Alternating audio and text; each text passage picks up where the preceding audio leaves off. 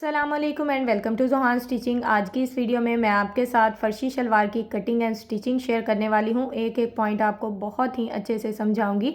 यहाँ पर अक्सर हमारी शलवार में खिंचाव आता है, पैंचे मुड़ जाते हैं, बहुत से ऐसे मसाइल हैं जिनका हल मैं आज आप लोगों के साथ शेयर करूँगी। उम्मीद है कि आज की वीडियो आप लोगों के लिए काफ़ी ज़्यादा हेल्पफुल रहेगी। वीडियो अच्छी लगे तो प्लीज़ वीडियो को लाइक, चैनल को सब्सक्राइब और एक अच्छा सा कमेंट ज़रूर कीजिएगा। यहाँ पर हमने अपने फैब्रिक को 4 फोल्ड में अच्छे से सेट करके रख लिया है। तो सबसे पहले हम अपने फैब्रिक की टोटल लंबाई नाप लेते हैं।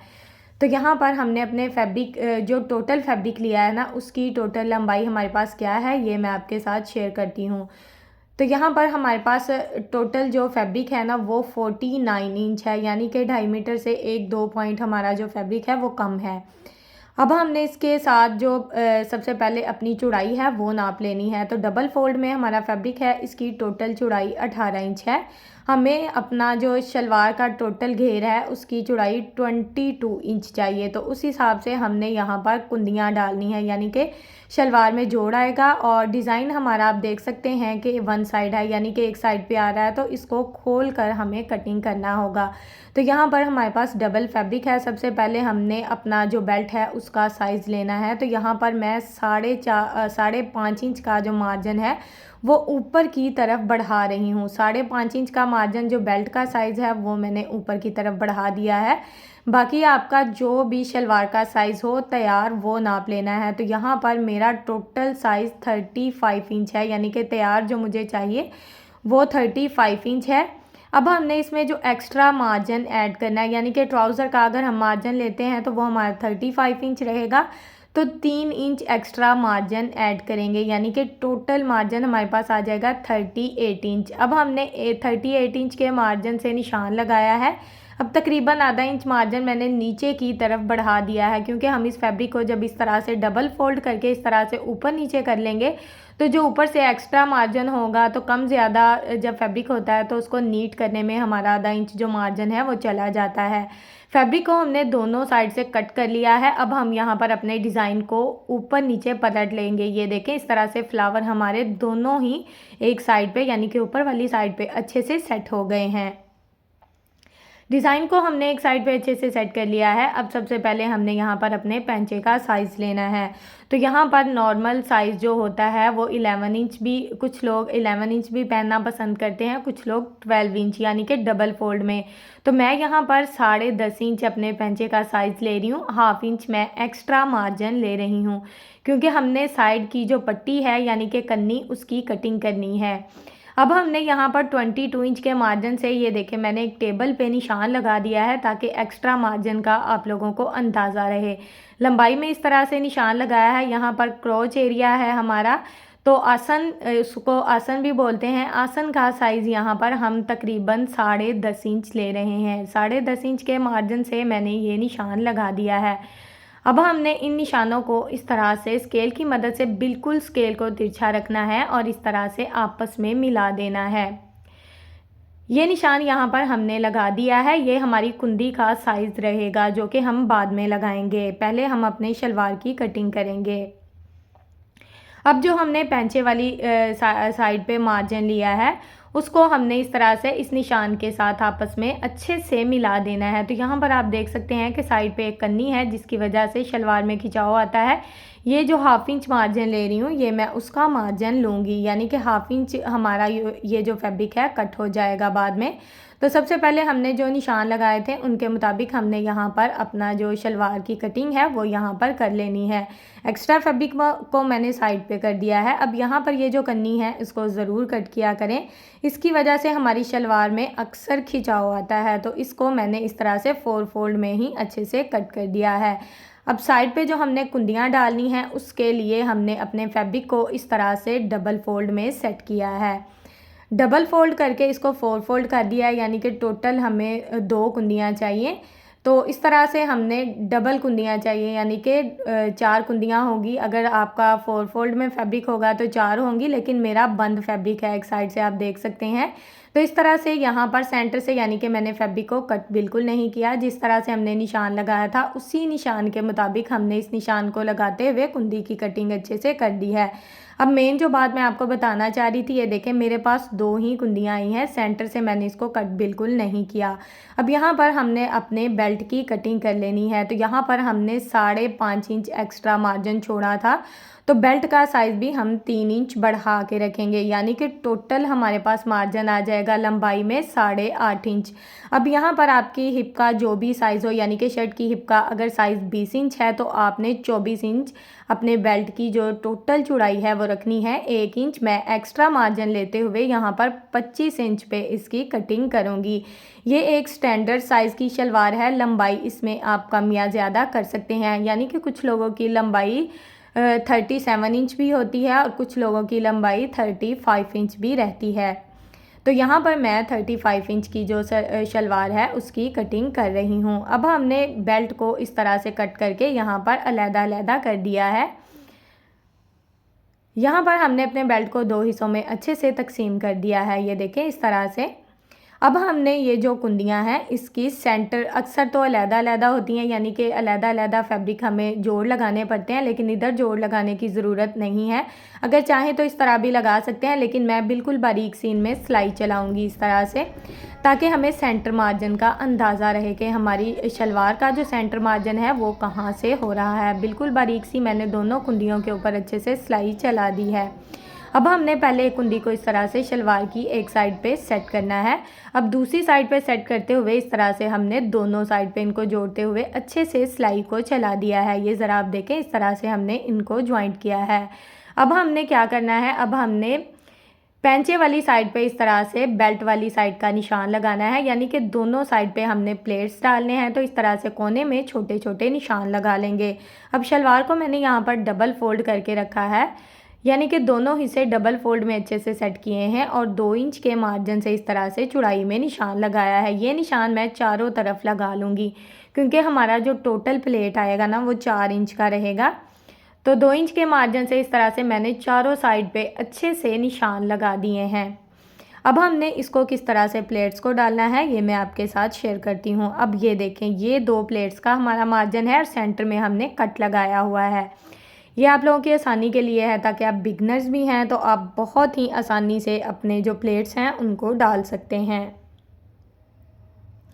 अब हमने इसके ऊपर सिलाई चला लेनी है। अब आपने कोई भी सुई ले लें या कोई भी बारीक सी चीज़ ले लें, उसकी मदद से इस तरह से बहुत ही आसानी से प्लेट डाल लेने हैं। मशीन का जो बूट है इस हिसाब से हम एक एक प्लेट डालते जाएंगे, बिल्कुल एक जैसे प्लेट्स जो हैं वो डल जाते हैं। अगर आप चाहें तो आप यहाँ पर चुनट्स भी बना सकते हैं, लेकिन मैं यहाँ पर प्लेट्स डालूँगी। अब ये देखें, यहाँ पर हमारा क्रॉच एरिया है, यानी कि हमारी शलवार का बिल्कुल आसन वाली साइड है सेंटर मार्जिन। अब यहाँ पर हम प्लेट्स का रुख आमने सामने कर देंगे।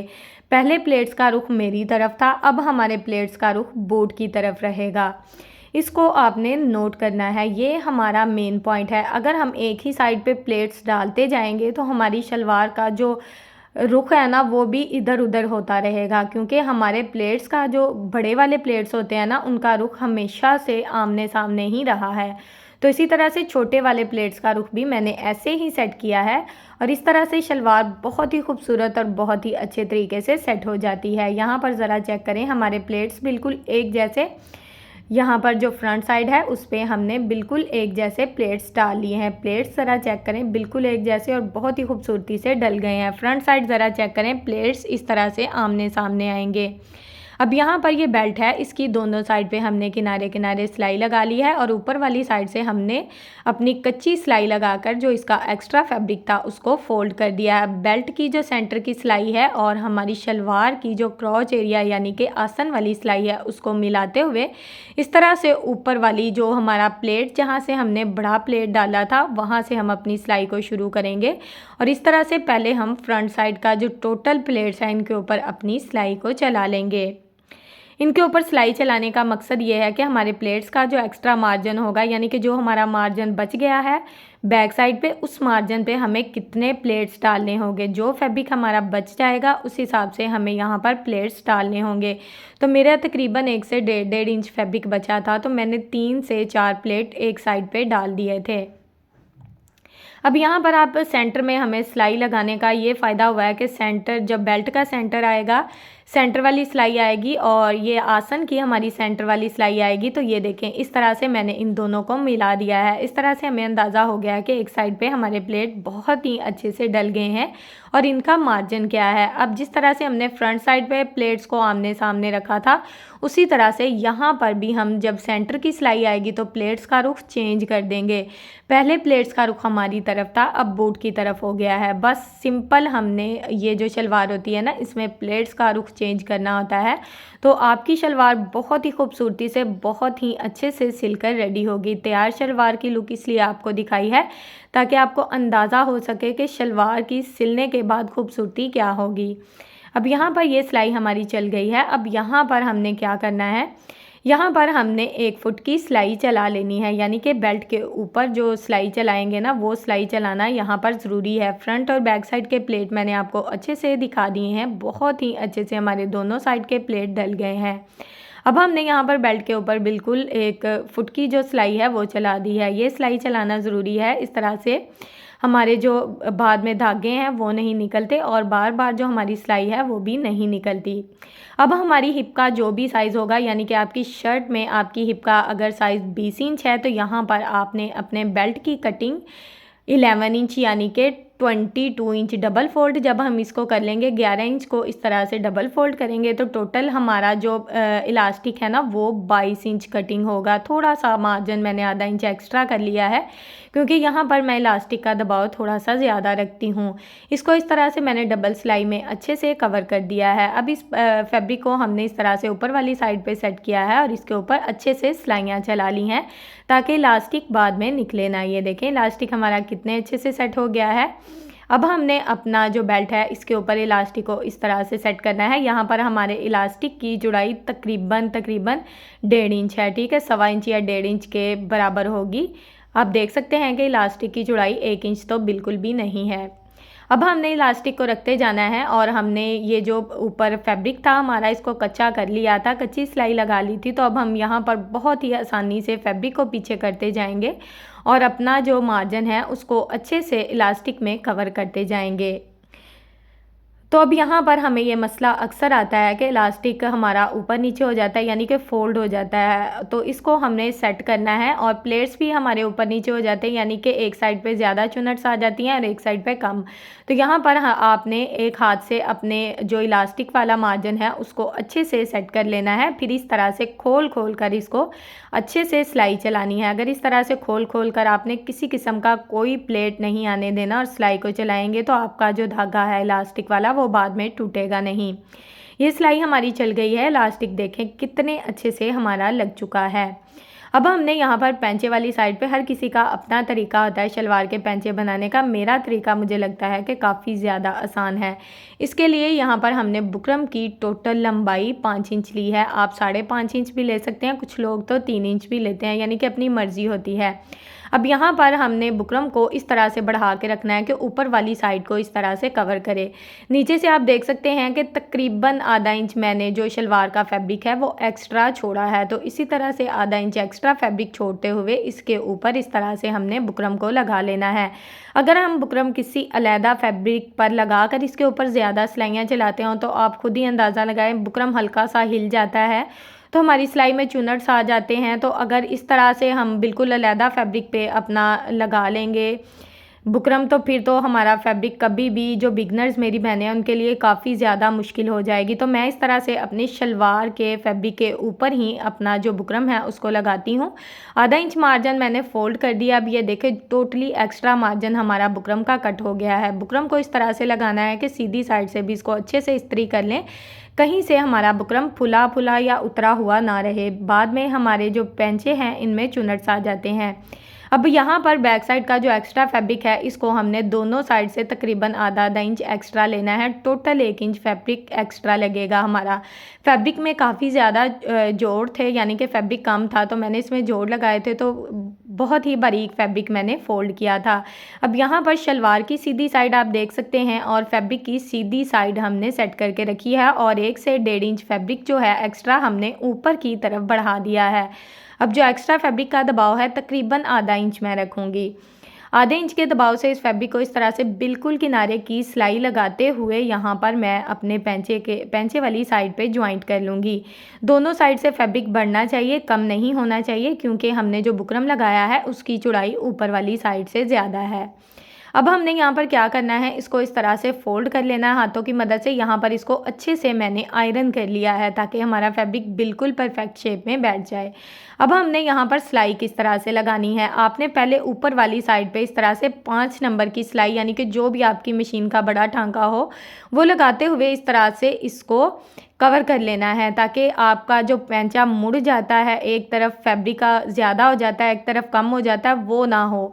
यहाँ पर कच्ची सिलाई लगाने का हमें ये फ़ायदा होगा। अब दोनों साइड से फैब्रिक हमारा अच्छे से नीट हो गया है। अब सिंपल अपनी सिलाई को चलाना है।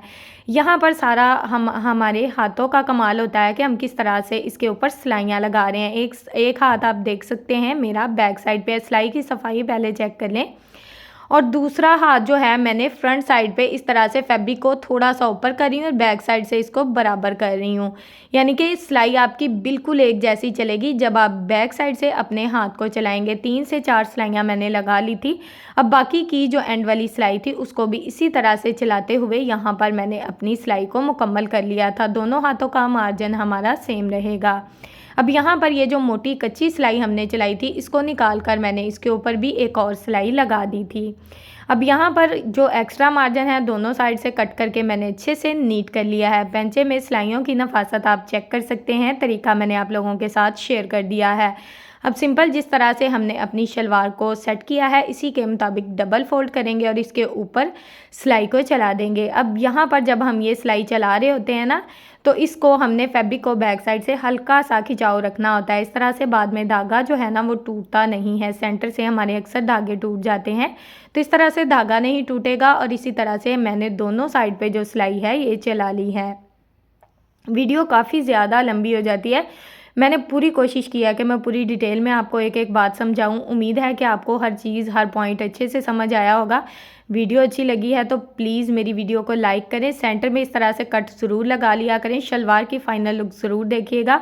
उम्मीद है आपको आज की वीडियो पसंद आई होगी। वीडियो अच्छी लगे तो प्लीज़ वीडियो को लाइक करें, चैनल को सब्सक्राइब कर लें और एक अच्छा सा कमेंट करके ज़रूर बताएं कि आपको मेरी वीडियो कैसी लगी। ओके जी, अल्लाह हाफिज़, फ़ी अमानिल्लाहि, अस्सलामु अलैकुम।